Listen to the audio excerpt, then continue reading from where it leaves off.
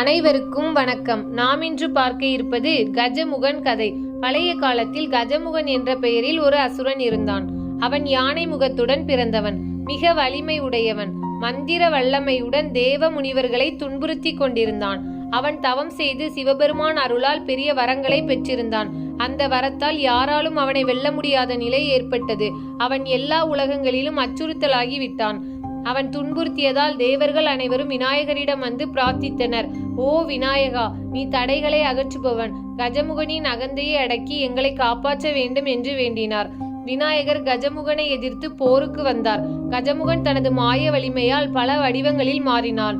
ஒருமுறை சிங்கமாக, ஒருமுறை யானையாக, ஒருமுறை குதிரையாக மாறி தாக்கினான். ஆனால் விநாயகர் ஒவ்வொன்றையும் முறியடித்தார்.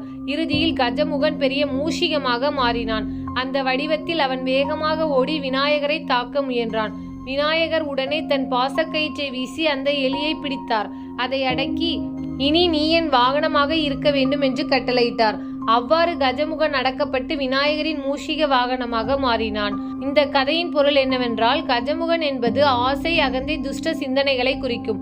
விநாயகர் அதை அடக்கி தன் வாகனமாக்கியதால் மனிதன் தனது ஆசை, அகந்தை போன்றவற்றை அடக்கி தன் கட்டுப்பாட்டில் வைத்தால் அவை கூட நல்லதற்கு பயன்படும் என்பதை காட்டுகிறது.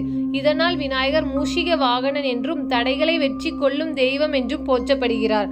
தினமொரு கதையில் கதை கேட்ட அனைவருக்கும் நன்றி.